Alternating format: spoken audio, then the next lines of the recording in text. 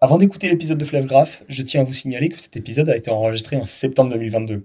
Entre-temps, Twitter est devenu X et quelques méthodes de scrapping ont changé.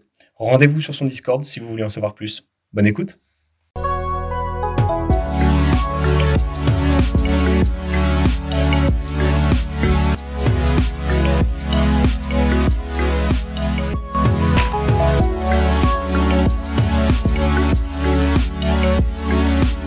Bonjour et bienvenue dans ce nouvel épisode de Ozint Origins. Alors, je suis Sylvain Agery, cofondateur de la communauté ozintfr.com, et aujourd'hui, nous avons le plaisir d'accueillir Florent Lefebvre, plus connu sur Twitter sous le pseudo Flavgraph.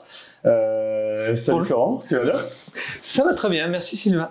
Merci beaucoup d'avoir répondu présent à notre invitation et d'être venu de loin pour le coup pour cet enregistrement. Avec plaisir. Est-ce que tu peux te présenter pour les personnes qui ne te connaissent pas du tout, s'il te plaît? Alors, je m'appelle Florent Lefebvre, Flavgraph surtout sur Twitter. Ça fait depuis à peu près 1 an et demi, 2 ans que j'ai commencé à faire des cartes en masse. Des cartes d'internet, en fait, des cartes des réseaux sociaux. Parce que j'aimais bien voir ce qui se passait sur les réseaux sociaux. On voit toujours ce qui se passe dans sa petite bulle à soi, les gens qui nous suivent, mais c'est dur d'avoir une vue macro, en fait, de voir, on voit jamais 10 000 personnes qui se parlent, on a juste Twitter qui dit en tendance, il y a 100 000 personnes qui ont insulté Macron, ouh, mais on sait pas qui a parlé, on sait pas quoi, on voit 3 tweets qui ont été les plus retweetés, mais on sait pas par qui.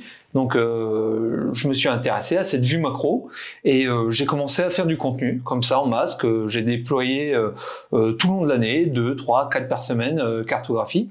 Et au bout d'un moment, en fait, j'avais assez de monde qui venait me voir pour me dire sérieusement, bon, il m'en faudrait une sur tel ou tel sujet, que j'ai fini par quitter mon emploi et par passer à plein temps à faire des cartographies. Waouh, ok. Et mais alors, quel est ton parcours justement pour avoir commencé ça, enfin... Alors, moi à la base, j'étais fan de jeux vidéo, du coup j'ai voulu devenir développeur, comme tout garçon des années 90 qui était un petit peu doué en maths et qui avait envie de passer du temps sur le PC. Et donc, je suis devenu développeur, donc j'ai fait un peu le parcours des glandeurs, c'est-à-dire licence, master, même si côté master, je l'ai fait en alternance. Donc là, ça m'a vraiment mis dans le monde du travail. Donc j'ai été chez SFR, chez Ozzy, pour travailler pour Thales, des gens comme ça. Donc à la fois le monde universitaire, on apprenait un peu sur le tas, on faisait un peu ce qu'on voulait du moment qu'au final, à la fin du semestre, on répondait aux interros qu'on avait fait nos projets. Et à la fois déjà dans le monde du travail, des fois dans l'industrie. J'ai plutôt une tendance à industrie. Et donc j'ai commencé comme ça, j'ai été développeur. Je l'ai été pendant plus ou moins 10 ans. En fait, je suis passé surtout par Airbus, par Thales et par Amadeus. Donc ça fait un univers qui était surtout centré sur le spatial. Et donc au fur et à mesure, en fait, j'ai été de plus en plus poussé vers les technologies, surtout le monde du cloud, des choses comme ça, parce que c'est aussi, toutes les boîtes poussent vers ça. Ils ont plus envie d'avoir les serveurs chez eux, ils laissent Google, Amazon ou Orange se débrouiller avec ça. Et ça m'a poussé vers ces questions-là. Et on a eu beaucoup de problématiques on paye 10 000 machines, mais on ne sait pas comment elles tournent, on sait pas si on perd de l'argent en fait. Donc il y a eu beaucoup de problèmes de monitoring sur ces machines, parce qu'on a 10 000 machines qui parlent entre elles, on avait de l'autoscaling, donc c'est-à-dire la plateforme a été dimensionnée sur le besoin du moment, et si 1 heure plus tard il n'y a plus personne qui l'utilise, eh ben on l'a réduit au strict minimum. Du coup la machine est sans arrêt en train de bouger, on ne sait pas si on perd ou si on gagne de l'argent, et du coup il y a eu beaucoup de problèmes de monitoring sur ça, ce qui a fait qu'on a installé beaucoup d'outils pour savoir quelle machine parle avec quelle machine, pourquoi, à quel pourcentage d'utilisation elle est, pour arrêter de payer de l'argent pour rien et pour se dire 10 machines qui tournent à 70%, autant avoir que cette machine et ce genre de choses. Du coup, ça m'a lancé un peu sur le sujet de 10 000 machines qui parlent entre elles, c'est un peu comme 10 000 bonhommes qui parlent entre eux. Donc c'est comme ça que j'ai commencé à aborder ces questions, ces outils-là pour avoir des vues macro de dizaines ou de centaines ou de milliers d'interlocuteurs Et c'est pour ça qu'à la fin, j'en suis venu à... J'ai fait un peu de cartographie pour les machines sur le cloud. C'était un peu mon truc à moi. C'était pas forcément poussé par les équipes, mais moi, c'était des vidéos que j'avais vues pour des gens qui font du social et qui m'intéressaient beaucoup. Donc je l'ai un peu appliqué à ce monde-là, puis après je me suis dit pourquoi pas l'appliquer au monde des réseaux sociaux. Il y avait plein de monde qui commençait à se mettre dessus. Moi, une des personnes qui m'a le plus motivé à faire ça, c'était Fulloscopy. Donc la chaîne YouTube qui avait fait une vidéo sur le principe. Après, il l'a fait juste sur un exemple avec des limitations et autres. Et moi, je me suis dit, c'est super, en fait, on peut faire ça, on peut le reprendre et l'appliquer sur plein de sujets, sur plein de domaines. Lui, il l'a fait sur le monde des YouTubeurs, mais au final, les limitations qu'il a fait, parce que forcément, il fait une data visualisation, c'est-à-dire il choisit de montrer ou non certaines informations. On peut choisir de montrer les informations qu'on veut, du moment qu'on réussit à récupérer la data, on peut tout faire. Donc c'est comme ça qu'au fur et à mesure de développeur, je me suis de plus en plus passé sur des problématiques de data engineer, data analyst, un peu data scientist sur certains sujets, et je me suis mis à faire des cartos et je suis devenu passionné de ça jusqu'à ce que j'arrête d'être purement développeur. Ok, mais et alors quand tu as commencé justement cette partie, t'as commencé avec quoi comme investigation? Enfin, c'était quoi ta première cible vraiment sur Alors, ma première cible, c'était un compte qui s'appelle Bison, qui est sculpteur sur bois sur Twitter, et il se demandait ce qui se passait sur sa communauté. Et moi, je me suis dit, il y a ces outils-là qui existent. En fait, on peut le faire, et je lui ai proposé gratuitement, tiens, on va voir ce qui est possible de voir, ce qui est possible, qui te suit en fait. Et du coup, voilà, c'était pour un petit artisan qui faisait ça, et je me suis lancé j'ai fait le premier graphe à partir de ça, qui est moche, que j'ai caché depuis, parce que depuis j'ai un peu raffiné les techniques. Mais donc ça s'est lancé sur quelque chose de bête comme ça. Ça devait être en juin 2020, quelque chose approchant, et quelques mois plus tard, je l'ai reposé à un autre compte, et là c'était plus sur des comptes que je suis beaucoup, que j'apprécie beaucoup, mais qui ont beaucoup de sujets militants en fait. Là c'était des comptes qui parlaient du climat.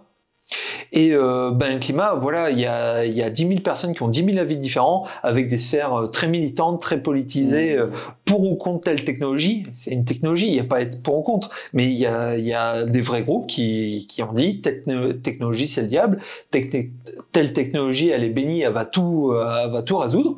Et du coup, appliquer ces mêmes algos pour ça. Et c'est comme ça que j'ai commencé à en faire pas mal, parce qu'au final, quand on l'applique, quand on extrait les données, on l'extrait toujours sous un certain critère, et au final, pour avoir une vue d'ensemble, vaut mieux le faire sur 100 critères différents, et là on verra les éléments qui reviennent à chaque fois, il n'y a plus trop de doutes. Si on a 100 points de vue sur la question, et les 100 donnent toujours les mêmes résultats, ça donne un bon panel de la réalité de ce qui se passe sur les réseaux.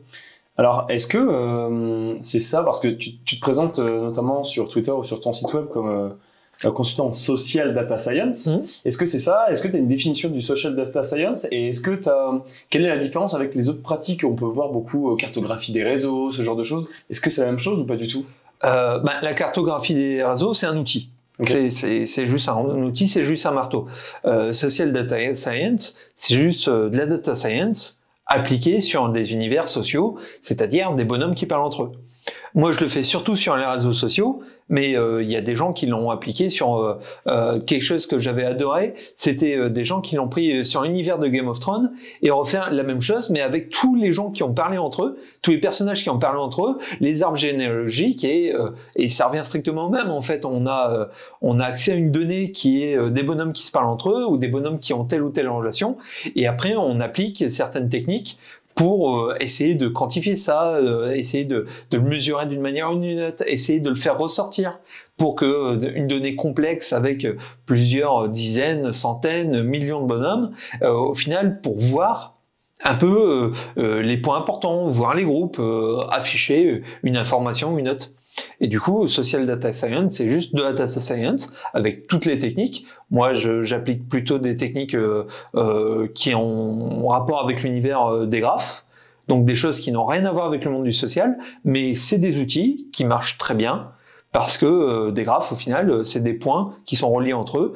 Et donc ça marche très bien. Il faut juste garder en tête chaque outil qu'on utilise, il a des biais, il montre une information, une parcelle d'information, et utiliser les bons outils pour répondre à un bon problème.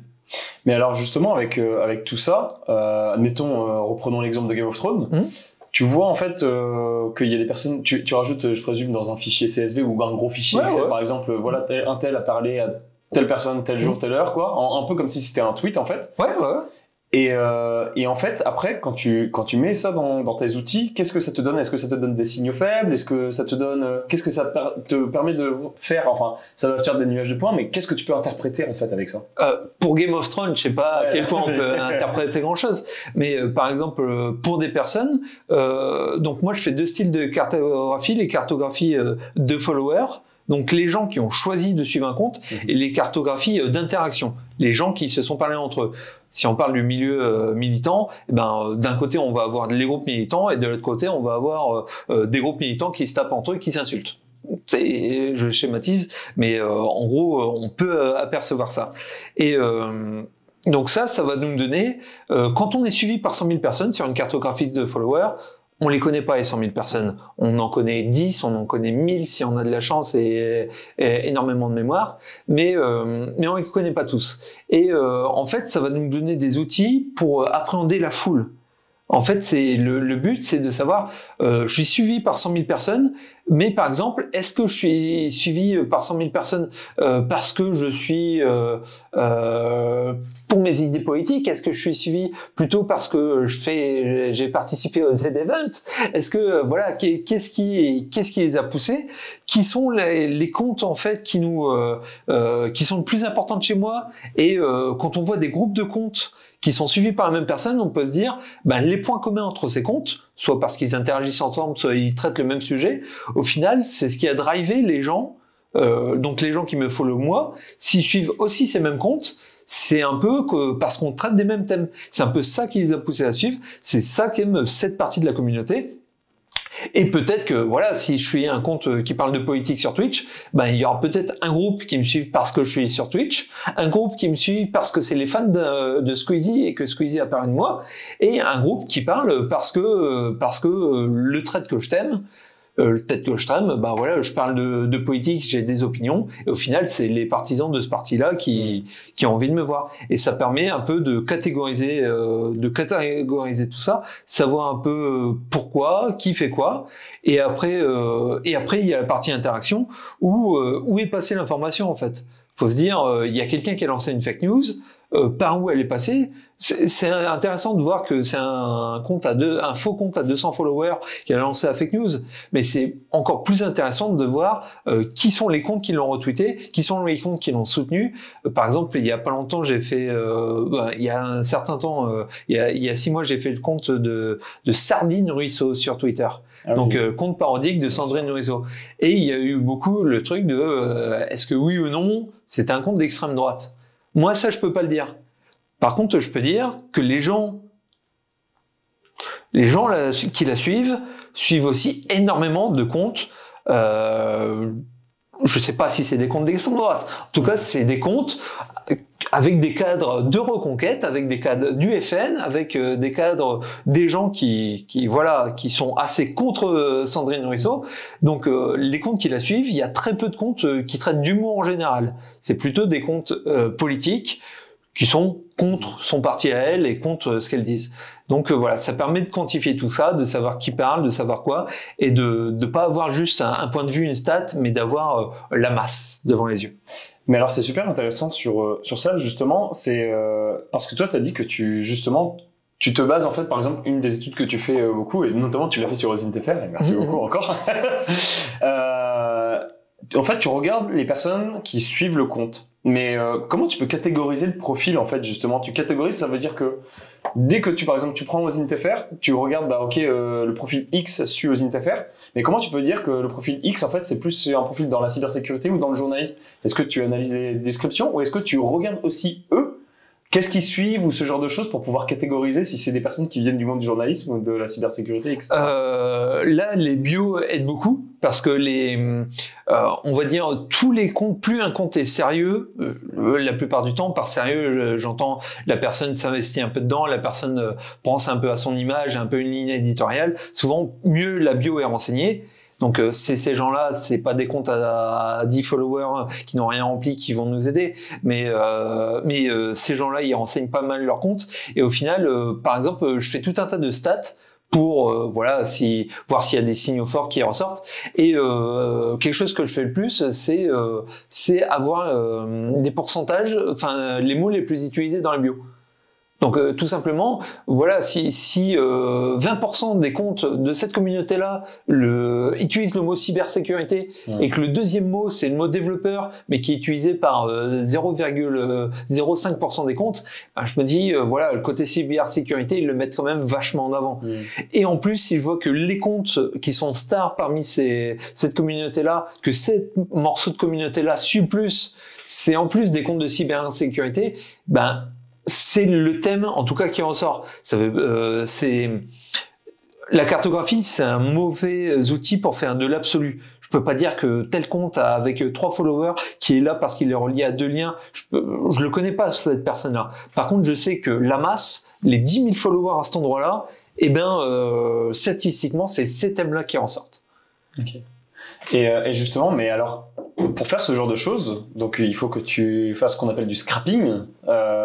Tu dois récupérer. Alors, qu'est-ce que tu récupères en fait? Par exemple, admettons, tu te bases sur OSINTFR ou sur un autre compte. Donc, tu récupères la liste des followers, tu récupères leur description et tu récupères uniquement ces informations ou tu as besoin d'informations supplémentaires? Je récupère tout ce qui est public. Déjà, je récupère tout et après je fais le tri parce que je peux avoir surtout la liste des followers et la description, c'est le plus important. Mais il y a pas mal de TEDUT que je peux pousser. Par exemple, pour dire j'ai OSINTFR, la cartographie faisait un triangle avec 3 thèmes, une communauté internationale, une communauté plutôt française assez OSINT, mais avec pas mal de journalistes, et une communauté cybersécurité. Et par exemple, je veux savoir si OSINTFR continue de grandir, au final, laquelle de ces communautés-là a le plus a plus de reach, va nous offrir le plus de followers. Parce que ça fait 3 bulles qui se parlent pas forcément entre elles, et la bulle est la plus grande. Ben, par exemple, avoir le nombre de followers totaux de chaque compte, et je vais refaire une cartographie, sauf que la taille des comptes, je vais dire, c'est le nombre de followers totaux. Et du coup, on va voir que il y a peut-être des comptes anglophones qui étaient tout petits parce qu'ils sont pas du tout suivis par l'as du graphe, parce que ils sont tout petits, parce qu'ils sont pas très importants par rapport au graphe. Mais au final, si tu prends juste leurs followers, au final, c'était un compte indien de cybersécurité qui est suivi par 3 millions de personnes. Et si lui nous RT, et si lui est RT un des postes de OSINTFR, potentiellement il va offrir 5000 nouveaux followers à OSINTFR parce que lui il a de la portée. Donc au final, je récupère tout et après il y a la question je cherche à répondre à une question. Donc soit je fais de l'audit en général, c'est ce que je fais le plus pour, on va dire, j'explore la donnée, soit j'essaie de répondre à une question spécifiquement, et là, il me faut tel ou tel type de données, et Twitter c'est le meilleur réseau social pour ça, parce que c'est celui qui, à la fois il partage le plus ses données, il a l'API la plus ouverte, et la moins chère, et à la fois les comptes sont les plus ouverts aussi, les comptes sont les plus publics. Je veux dire, il y a sur Follower, il y a un compte entre 20 et 30 qui a passé son profil en privé. Ça, c'est à la marge de ce que moi j'ai constaté. Je sais pas s'il y a des chiffres publics, mais j'en constate à peu près entre un compte sur 20 et un compte sur 30. Alors que des Facebook, Instagram, ça peut monter jusqu'à un compte sur 2 qui est en privé, suivant les types de communautés. Et voilà. Et, du coup, Twitter, on a accès à tout. Du coup, je récupère tout. Et après, je cherche à répondre à la question avec la donnée qui est la plus pertinente pour explorer. Mais là, tu as fait beaucoup de choses, notamment sur l'étude des followers, etc. Est-ce que t'es déjà tombé, par exemple, sur des campagnes de désinformation, des choses comme ça? Et justement, comment tu peux déceler que c'est en fait une campagne de désinformation? J'ai traité des sujets du Covid et de l'Ukraine, donc c'est sans désinformation bien sûr. Voilà. Alors moi, je ne fais pas de l'info, je suis pas journaliste, donc je ne dis pas que c'est une campagne de désinformation. Par contre, je vais dire qui en parle, qui a relayé le message, par qui c'est passé, quels sont les autres sujets que ces gens ont traités, quels sont leurs liens. Et ça, j'ai été en contact avec quelques journalistes qui étaient assez intéressés par ça. Pour eux, c'est à eux de juger si c'est une info ou une intox. Mais en tout cas, au moins ils sauront par où c'est passé, qui l'a relayé et quels sont les liens entre ces gens-là. Par exemple, voilà, j'ai fait beaucoup de thématiques qui traitent du Covid et on voit beaucoup de comptes qui politiquement sont censés rien avoir à faire entre eux. Donc des gens qui étaient des députés élus plus à gauche, qui sont très fortement liés à des Asselineau ou des gens comme ça, qui sont normalement pas de leur bord politique, mais qui sont liés parce qu'ils ont les mêmes followers, parce qu'ils ont lutté tous les deux pour le même thème, pour les mêmes types d'informations. C'est pas à moi de juger si c'est des infos ou des intox, mais pour le même type de formation et voir moi, ce qui m'intéresse, c'est voir un flux de followers. Après, expliquer ce flux de followers, je peux dire les thèmes, je peux dire les mots, mais c'est pas à moi de dire la vérité de ce qui s'est passé dans le terrain. C'était des mensonges. Il y a quelque chose qui est super intéressant justement avec ça, c'est je crois que c'était sur certaines campagnes où tu voyais que par exemple tu avais plein de comptes avec un pseudo et avec des grands chiffres, tu sais, après qui sont des trucs de base créés proposés par Twitter en fait quand t'as un nouveau compte avec très peu de followers et en fait qui suivaient par exemple un compte spécifique mais vraiment sur un fuseau horaire différent. Et en fait, c'est là où tu te dis que, purée, même récupérer la date, alors je sais pas si on peut récupérer la date quand une personne follow ou l'heure, le timestamp quand la personne follow. En fait, rien que ça, en fait, c'est déjà une information. Et en fait, on se dit, purée, je pensais pas du tout ça. Et on s'était vu notamment sur des comptes qui tweetaient, mais qui tweetaient par exemple aux heures, je sais pas, d'un certain pays en Asie. Et en fait, tu vois, ils tweetaient uniquement de 9h jusqu'à 17h dans le fuseau horaire de tel pays en Asie. Tout à fait. Et là, en fait, t'as des faux trucs, c'est assez intéressant. Moi, j'ai pas forcément traité. On n'a pas la date des followers, on a juste un ordre. En fait, follower 1, 2, 3.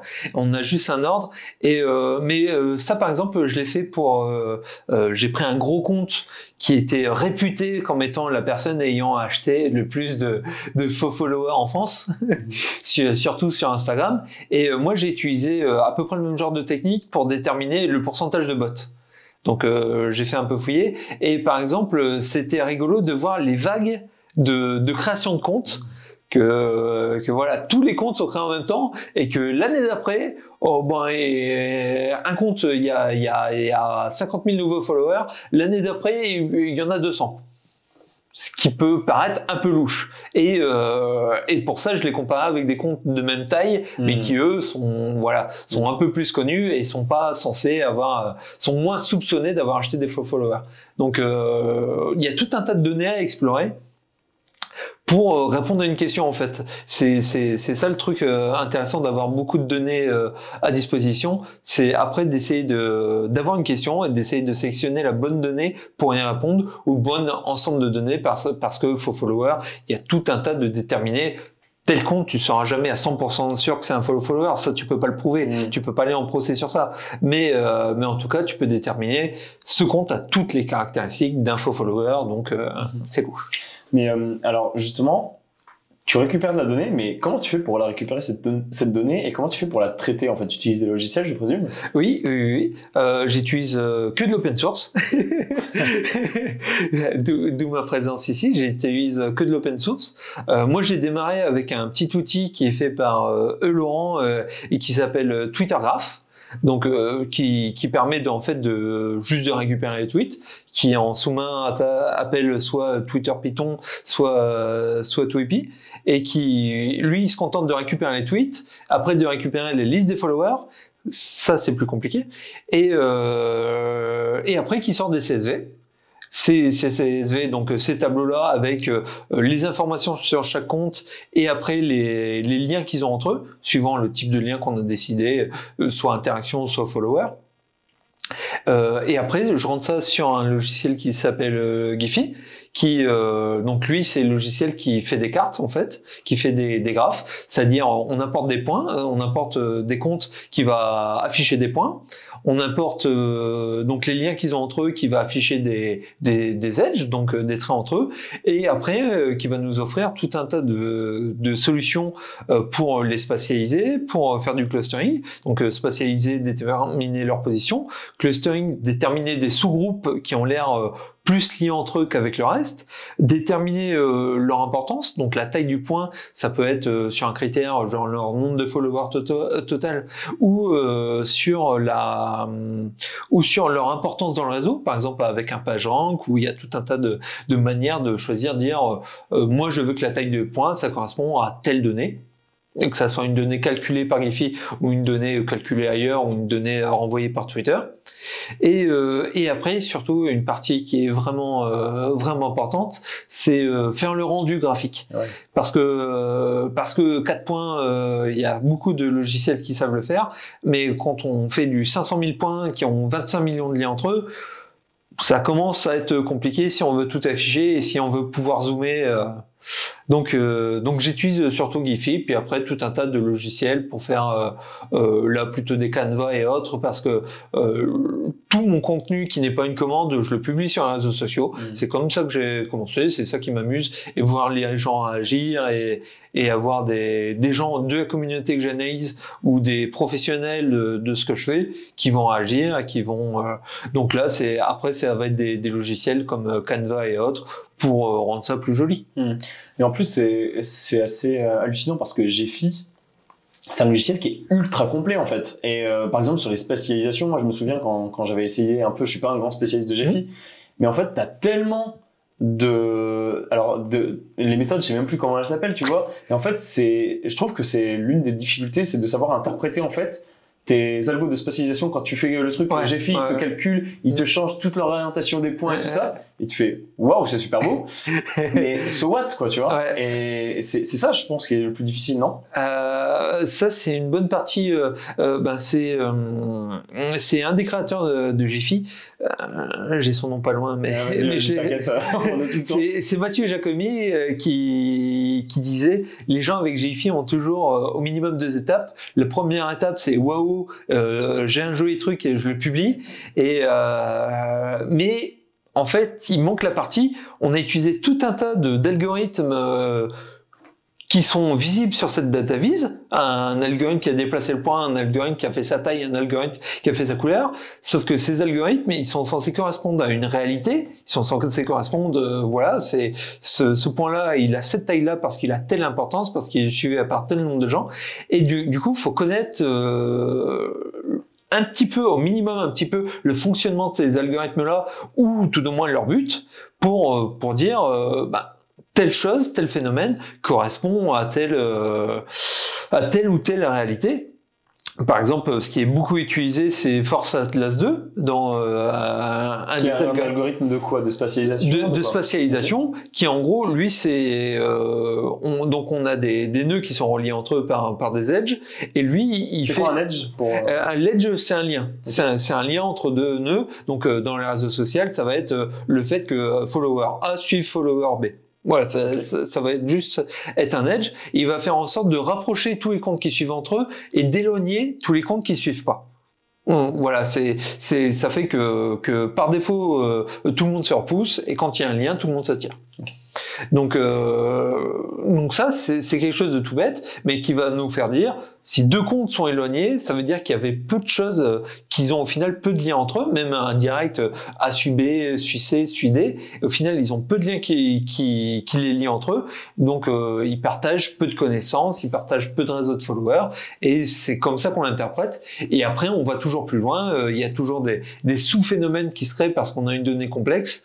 Par exemple, des fois, sur mes cartons, on voit un immense nœud avec un petit nuage à côté, et ça, faut savoir que Force Atlas, quand il y a des nœuds qui se suivent pas entre eux mais qui suivent tous la même personne, ben il va placer ces gens-là les uns à côté des autres. Donc ça va faire une petite nuée de followers qui se connaissent pas mais qui suivent la même star. Donc ça, faut savoir que l'algorithme, il fait ça en fait. Mais alors ça veut dire qu'après, qu'est-ce que tu fais? Tu sélectionnes ce groupe et tu vas utiliser un autre algorithme de spécialisation juste sur ce groupe pour pouvoir les distinguer, ou tu vas utiliser ça dépend ce que je veux faire. Après, moi, la plupart du temps, dans une grande carto, j'ai pas besoin d'en savoir plus. Je sais que ces gens, puis en plus, j'ai peu d'informations sur ces gens-là, vu que ces gens-là suivent qu'une seule personne. C'est pour ça qu'ils ont été placés les uns à côté des autres. Au final, j'ai très peu de liens. Je sais juste que ces gens-là sont des followers exclusifs de ce compte star dans ma cartographie, qui est une cartographie d'une audience précise. Donc, j'ai que ces infos-là. Après, je peux aller lire les bios et autres, mais pour avoir des pourcentages intéressants sur un bio, il me faut plusieurs centaines ou plusieurs milliers de comptes. Si j'en ai que 10, il y en aura 7, 8 sur 10, 8 sur 10 qui aura écrit n'importe quoi dans un bio. Donc, c'est assez intéressant sur ça, parce qu'en fait, tu disais que c'était utilisé, par exemple, pour voir qui suivait un compte, etc. Et en fait, moi, j'avais vu aussi, il y a quelques temps, c'était sur des enquêtes sur du terrorisme, par exemple, où en fait ils arrivaient à voir, justement, tu as plusieurs groupes qui étaient qui avaient provoqué des attentats dans différents pays, et en fait juste avec ça ils ont récupéré toutes les données et ils ont mis ça dans du GEFI, ils ont fait de la spatialisation, etc. Et en fait ils ont vu que purée, entre le groupe A qui a fait l'attaque terroriste et le groupe B qui a fait une attaque terroriste dans un autre pays où normalement il n'y a pas de lien, en fait ils ont vu qu'il y avait un lien au milieu, et c'était un mec en fait qui organisait tout ça. Et en fait ça permet directement aux personnes justement de savoir pas où est la vulnérabilité, mais de savoir en fait qui a fait les liens entre deux communautés et tout ça. Et là, c'est encore plus fort parce que moi, je fais surtout des phénomènes donc de foule, des milliers de points et autres pour avoir des tendances. Et là, c'est tombé vraiment au plein cœur de faire de l'unité, en fait, de déterminer un bonhomme qui fait le lien. Donc là, faut être vraiment sûr de sa donnée, faut être vraiment, je veux dire, là, c'est ce que je fais, mais avec 10 fois plus de travail pour récupérer l'information, pour déterminer ce bonhomme-là, il est vraiment important, et que ça soit pas juste un bruit qui fait que il y a deux personnes qui se sont serrées la main, il y a aussi le facteur qui est passé là à ce moment-là, et ce facteur-là, il est pas forcément important, mais faire la différence entre du bruit et d'un bonhomme qui était là parce qu'il était là au mauvais endroit, au mauvais moment, il a suivi les deux mauvaises personnes, et savoir vraiment ce qui se passe, savoir vraiment que ce bonhomme-là est important, c'est un travail d'enquête qui se rajoute en plus. Moi, souvent, je fais la data visualisation et je propose tout un tas de statistiques pour l'interpréter. Et en plus, peut se rajouter un travail d'enquête que je fais une fois de temps en temps, mais c'est pas le plus gros de ce que je fais, sur on a les données, ils ont dit ça, et aller voir vraiment ce qui se passe dans la réalité. Est-ce que ces bonhommes-là se parlent entre eux? Est-ce que aller voir la raison de pourquoi la donnée est comme ça, en fait. C'est des choses que j'essaye de proposer avec tout un tas de stats, mais qui peuvent demander 100 fois plus de temps que de faire un data vise. Savoir si deux personnes se sont déjà rencontrées, ont décidé de choisir de traiter le même thème et d'utiliser le même message, ce qui arrive par exemple sur le Covid ou sur l'Ukraine, qu'il y a des gens qui sont censés ne rien avoir entre eux, mais qui parlent, on va dire qu'ils ont exactement les mêmes points de vue, qui sont des points de vue non mainstream, non approuvés politiquement. Donc voilà, c'est un travail d'enquête à rajouter en plus, qui est assez intéressant de travailler avec des chercheurs ou des journalistes dessus. Mais c'est la chose. Alors justement, en fait, pour toi, dans ton travail de tous les jours, justement sur cette thématique, c'est quoi les plus grosses problématiques, les plus grosses limites que tu rencontres en fait? Alors il y a des limites techniques. Il y a j'ai filé très bien pour, je suis monté jusqu'à 500 000 points et 25 millions de liens entre eux. Avant de faire Emmanuel Macron, je vais être obligé d'acheter une nouvelle machine, un nouveau PC avec plus de RAM. Je pense que ça sera pas. Je pense que la taille de la machine n'entre plus en compte. Je pense qu'il faut utiliser j'affine tout un tas de techniques pour simplifier la donnée. Pour dire, je prends plus 100 000 liens entre eux, mais je vais faire en sorte d'avoir une donnée plus simple, mais qui continue de correspondre à la réalité. Donc, c'est-à-dire de faire des groupements quand on a 100 000 liens, qu'on n'a presque aucune information, sauf qu'ils suivent une seule personne. autant faire un seul compte qui représente ces 100 000 personnes. Enfin, il y a tout un tas de techniques pour faire ça.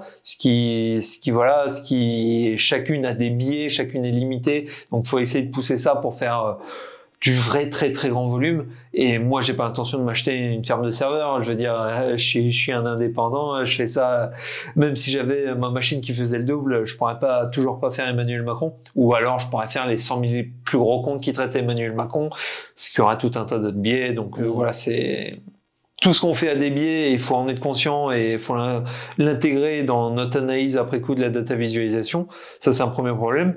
Après, il y a Twitter en eux-mêmes qui c'est assez facile d'avoir des descriptions des comptes, mais il limite pas mal la récupération de la liste des followers de tout le monde.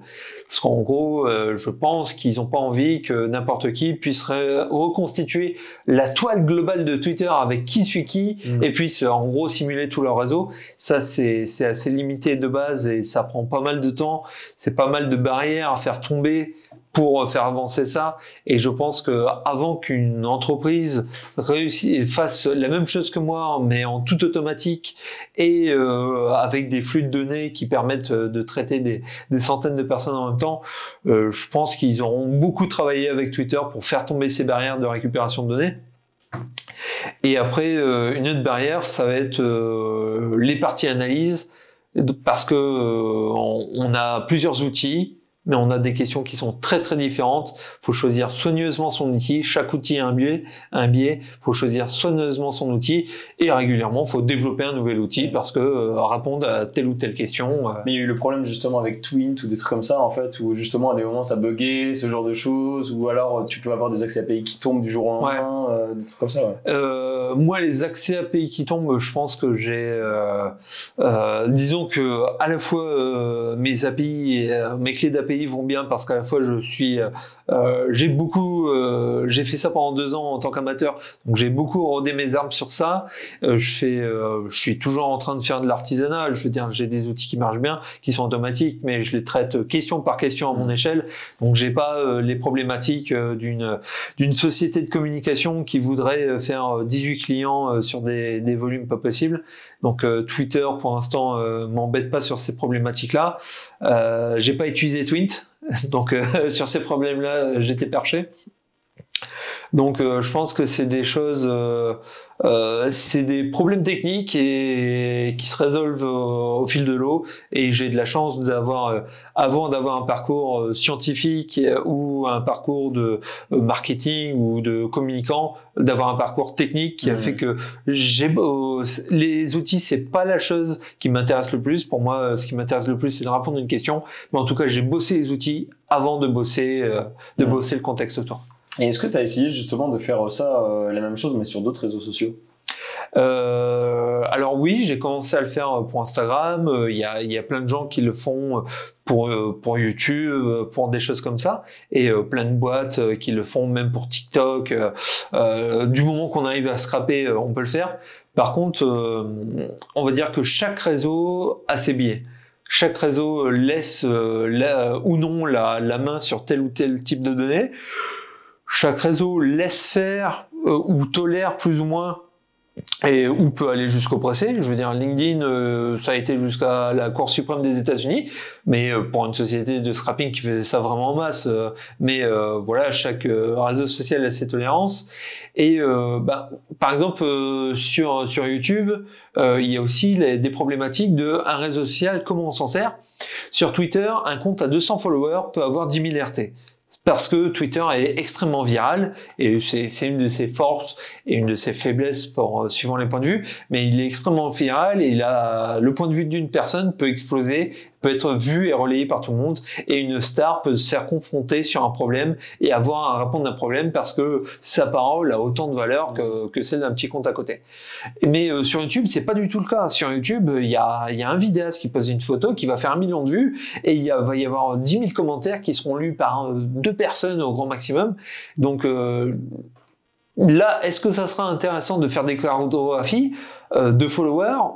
Pas forcément, mais il y a d'autres types de cartographie qui peuvent être intéressants. Genre voir quelque chose qu'un collègue a fait, c'est Stéphane Capot, qui lui prend les 500 followers d'une personne et va regarder leurs 500 dernières likes. Et pour savoir les gens qui t'ont liké toi, qu'est-ce qu'ils ont liké d'autres. Donc pour faire un peu des rapprochements, mais c'est pas de la même nature que choisir qu'un réseau de followers de gens qui parlent entre eux.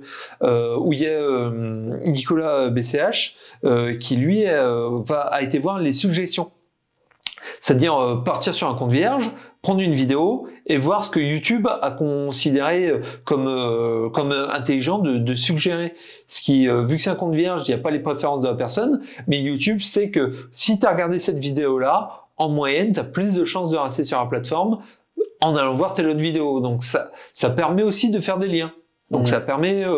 chaque réseau social a ses limites. Et on se sert de chaque réseau social d'une manière différente. Instagram, je veux dire, si on va sur Instagram, c'est moins pour les communautés de gens qui parlent entre eux que plutôt les influenceurs, les marques et autres, voir à qui ils ont parlé. Donc...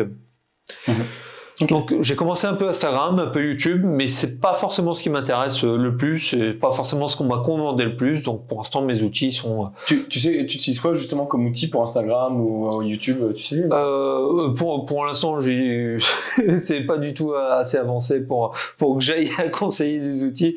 Je ferai une publication peut-être dans 6 mois quand je serai content du résultat. Donc faut suivre Fluff Graph sur Twitter pour avoir les outils après quoi. J'essaye de faire pas mal de communication, tous mes outils normalement sont open source, toutes mes méthodes j'essaie de les expliquer, donc si vous voulez un peu reproduire ça, si vous voulez des infos, normalement c'est sur mon compte. Et justement en fait, qu'est-ce que tu as comme conseil pour des personnes qui voudraient commencer justement ce genre de choses, commencer à faire du scrapping, commencer à faire du social data science, ce genre de trucs? C'est quoi tes conseils? Il y a 2 types de profils. Il y a les gens qui ont envie de manipuler les outils et les gens qui ont envie de répondre à des questions. Et je veux dire, moi, ce qui fait que j'ai quitté un peu le dev, c'est que j'ai plus envie de répondre à des questions que de manipuler des outils. Les outils, il y en a énormément, il y en a plein et autres, mais voilà, si c'est pour apprendre à utiliser un outil, vous allez sur n'importe quel compte qui fait ce que je fais, vous regardez les outils qu'ils utilisent et vous les appliquez. Je veux dire, on est beaucoup à faire des méthodos en direct, à faire ce qu'on fait en direct, ça, il y a pas de problème. Tous mes outils, moi, dans mon thread d'accueil sur Twitter, il y a un thread de méthodos qui explique vraiment tout ce que je fais de A à Z. Maintenant, il a 1 an, il est peut-être un petit peu limité, mais il y a moyen de faire des cartes avec tout ce que je propose. Il y a déjà tous les outils. Donc ça, c'est un sujet. Moi, ce qui m'intéresse le plus, c'est répondre à une question. Et c'est vraiment vous poser la question, qu'est-ce que j'ai envie d'étudier, qu'est-ce que j'ai envie de faire, de voir, et de pas partir n'importe comment sur un outil, parce que vous savez le maîtriser, et parce que vous tenez un marteau, de prendre tous les problèmes pour des clous. Et de vraiment vous intéresser. J'ai envie de voir telle chose, j'ai envie de voir... moi, ce que je fais, ça correspond très bien pour faire des analyses d'audience ou des analyses d'interaction, et de voir qui a parlé avec qui, et de voir des mouvements de foule. Mais c'est pas parce que mes outils sont accessibles et que j'explique comment les utiliser que ce sont les bons outils pour répondre à tous les problèmes. Donc, et il y a vraiment tout un tas d'outils déjà faits. Je veux dire des SparkToro, tout un tas de choses automatiques où en 3 clics, vous aurez peut-être déjà la réponse à votre question. Donc voilà, si vous avez envie je pense qu'il faut mieux s'intéresser à quelle question je veux me poser, quelles questions je veux montrer au public, quelles questions je vais étudier, et de choisir les bons outils pour. Très très souvent, il y a de bons outils qui répondront à moitié à la question, et où ça sera des outils automatiques, peut-être un peu payants, peut-être un peu, mais des sites web qui sont déjà faits pour. Mais souvent, ils répondront qu'à la moitié de la question parce qu'ils sont pas spécialisés dans votre question. Après, il y a pas mal d'outils open source pour le scrapping ou pour le traitement des données.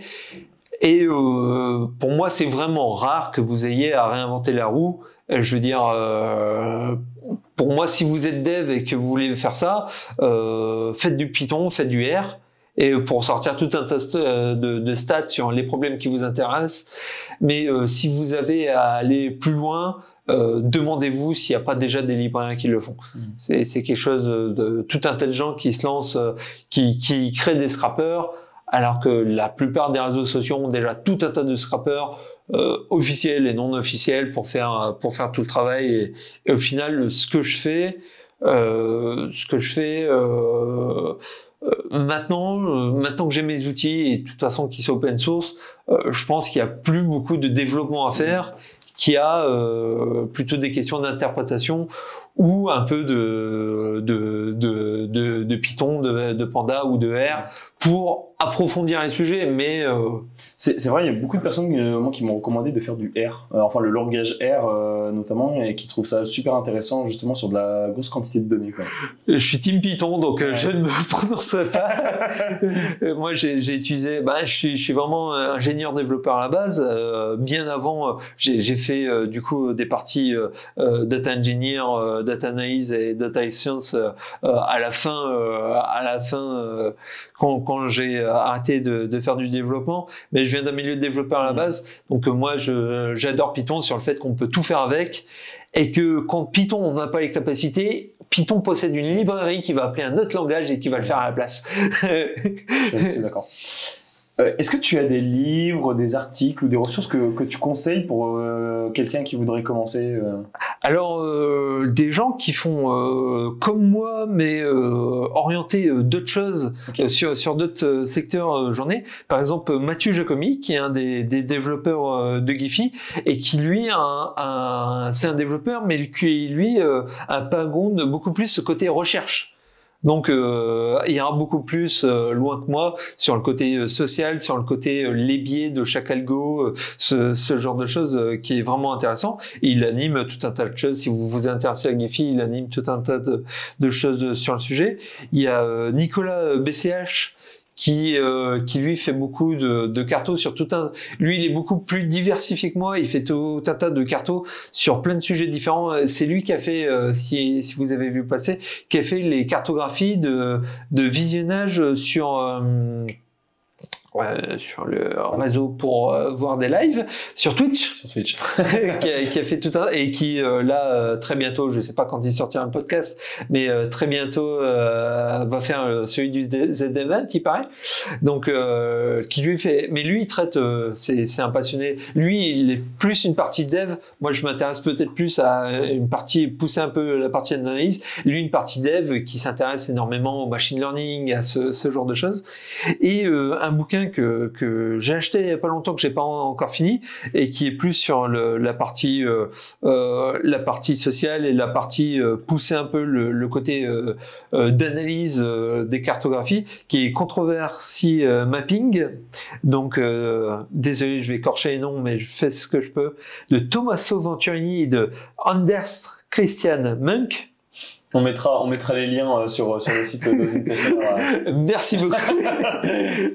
qui est très sympa sur le sujet. Et après, par exemple, il y a tout un tas de thèses.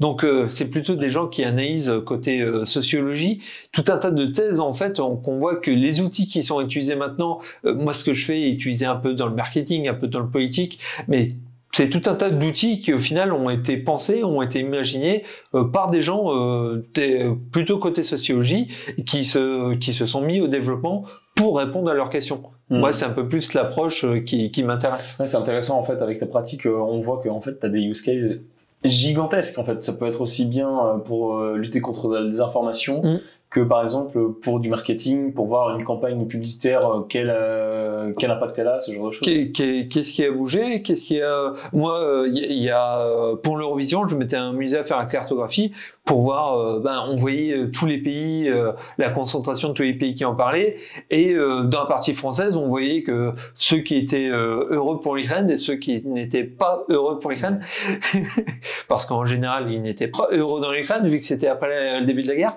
Donc ouais, il y a vraiment, c'est une analyse de gens qui parlent entre eux. Donc à partir du moment où le sujet se prête à voir qui parle avec qui, et de voir des foules ou de voir, on peut voir un peu du micro, mais là, faut vraiment être confiant dans sa donnée d'entrée, qu'elle soit pas juste anecdotique, mais qu'elle corresponde à vraiment quelque chose. Dans pas longtemps, normalement, là, j'ai collaboré avec des gens sur YouTube qui s'intéressent au phénomène de harcèlement. Okay. Donc de phénomène on va dire qu'il y a deux groupes qui sont un peu sur YouTube, qui font un peu partie zététique et autres, et qui l'un et l'autre s'accusent d'envoyer leurs followers harceler un tel. Et moi, là, ça m'a plu de travailler sur le projet. C'est pour quantifier en fait qui a parlé avec qui a parlé en mal à qui, et les followers de qui ont été embêtés tel autre compte. Donc voilà, c'est du moment qu'on s'intéresse à qui parle à qui, les domaines sont pas limités et forcément ça correspond à énormément de domaines. Super intéressant. Est-ce que tu as des futurs projets que tu as envie de communiquer ou pas du tout? Alors moi, confidentiel.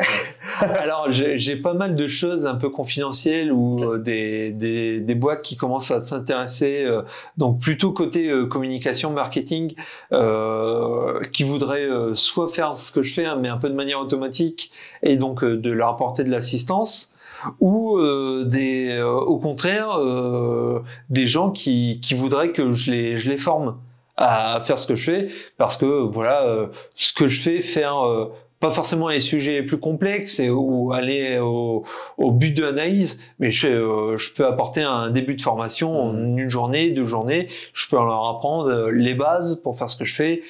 Ils traiteront pas le compte d'Emmanuel Macron, mais sur des petites problématiques. Sur du hashtag ou des trucs comme ça. Ouais, sur des... Puis, pas forcément les plus gros hashtags, parce que dès qu'il y a des problématiques de Giphy à 2 niveaux, de générer des graphes et de générer des graphes qui font planter le PC si jamais on essaye de faire tout et n'importe quoi avec vision en temps réel et ce genre de choses. Et donc là, voilà, on commence à me contacter en gros projet pour de la formation et pour un peu d'automatisation.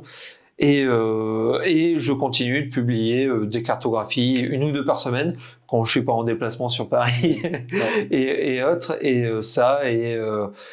certaines des commandes que je fais qui arriveront ou pas suivant la demande des clients, parce que ça les intéresse, soit c'est pour eux, soit c'est pour dire regardez, notre point de vue est bon, ou regardez, voici les gens qui me suivent, c'est rigolo de le montrer.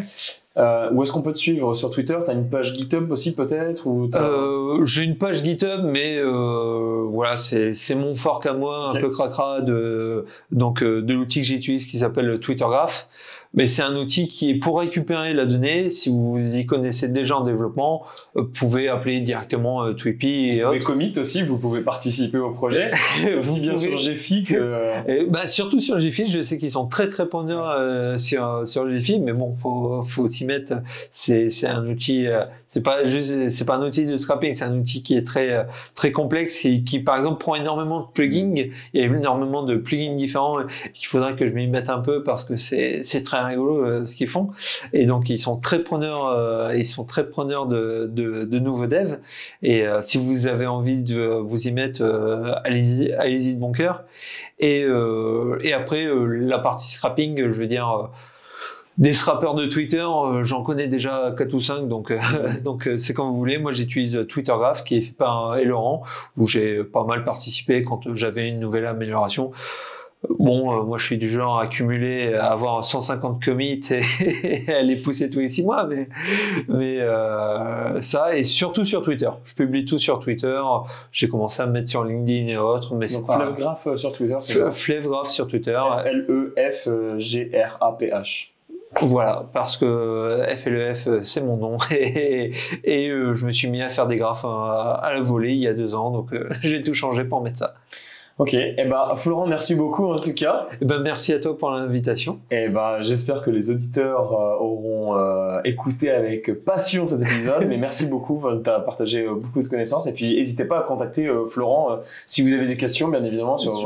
J'essaie de répondre à tout sur Twitter, à tous les DM, à tous les notifs. Des fois j'en perds, parce que des fois il y a des graphes que je fais qui sortent de mon contrôle, mais sur DM ou sur mon Discord. Sur mon Discord, vous êtes sûr et certain qu'un jour ou l'autre, je verrai la chose. Et des fois, je fais des lives sur mon Discord pour une nouvelle technique que je trouve intéressante. Quelqu'un qui m'a demandé un conseil, au lieu de lui répondre en direct, je le montre à 10 personnes en live sur Discord. Merci beaucoup Florent et puis bonne continuation. Merci beaucoup à toi. À plus. Salut.